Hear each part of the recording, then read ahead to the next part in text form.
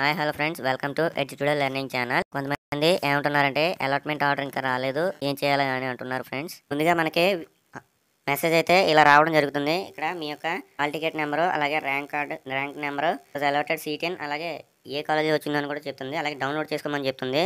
అలాగే అలాట్మెంట్ ఆర్డర్లో instructions and voting కన్వీనర్కి సంబంధించి అయితే ఇవ్వడం జరుగుతుంది. వాటిని చదువుకొని అలాట్మెంట్ ఆర్డర్, రిపోర్టు, అలాగే సేవ్డ్ ఆప్షన్స్, ఒక rank card, POLYCET hall ticket, TC xerox, అలాగే మెమో జిరాక్స్, ఒరిజినల్ సర్టిఫికేట్స్ కూడా తీసుకెళ్లాల్సి ఉంటుంది. సర్టిఫికేట్స్ వెరిఫై అవ్వగానే మీకు ఆ ఒరిజినల్ సర్టిఫికేట్స్ అయితే మళ్ళీ తిరిగి ఇచ్చేస్తారు. మీకు గనక ఇలాంటి మెసేజ్ అయితే రాకపోతే ఎలా చేయాలో మనకి గవర్నమెంట్ వెబ్సైట్ అయినా set.in వెబ్సైట్లో ఇలాగ ఇన్ఫర్మేషన్ ఉంటుంది. ఇక్కడ చూసుకుంటే నెంబర్కి నార్మల్ మెసేజ్ అయితే పెట్టాలి. అంటే న్యూమరిక్ కోడ్ అయితే 01 అని లాగిన్ ఐడి కోసం, అలాగే 02 అనేది ఫర్ అలాట్మెంట్.